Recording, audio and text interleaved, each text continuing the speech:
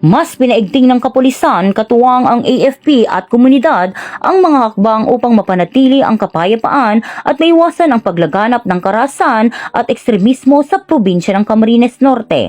Sa Barangay Kulasi, Bayan ng Mercedes, pinangunahan ng RPSB Team Kulasi ng Camarines Norte 1st Provincial Mobile Force Company sa pamumuno ni Police Major John C. Villaferte, Force Commander, katuwang ang Philippine Army, ang mga programang nakatuon sa seguridad at aktibong partisipasyon ng komunidad. Noong April 17, matagumpay na inilunsad ang Sipa ng Kabataan para sa Kapayapaan, Taekwondo Sports Clinic, na naglalayong gabayan ang mga kabataan tungo sa mas disiplinado at positibong pamumuhay.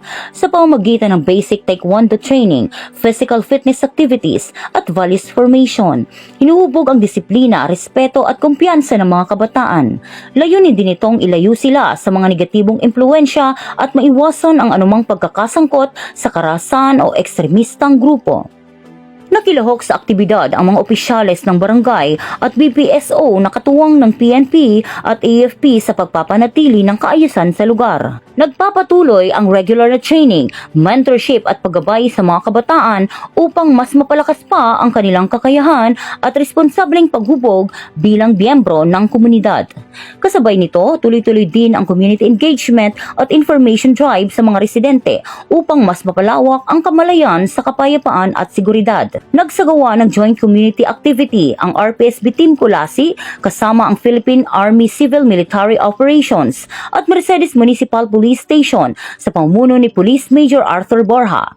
Nagbigay sila ng mga lecture tungkol sa anti-terrorism awareness at Enhanced Comprehensive Local Integration Program o ECLIP na layuning hikayatin ang pagbabalik loob ng mga dating rebelde. Ipinaliwanag din sa mga residente ang mga batas kontra ilegal na droga at karahasan laban sa mga kababaihan bilang bahagi ng pagpapalakas ng kaalaman sa komunidad. Kasabay nito na mahagi rin ng tulong tulad ng bigas at hygiene kits sa mahigit 100 benepisyaryo lalo na sa mga nangangailangang pamilya. Ang mga programang ito ay bahagi ng mas pinaigting na Preventing and Countering Violent Extremism o PCV efforts ng pamahalaan na nakatuon hindi lamang sa seguridad kundi pati sa paghubog ng responsableng mamamayan.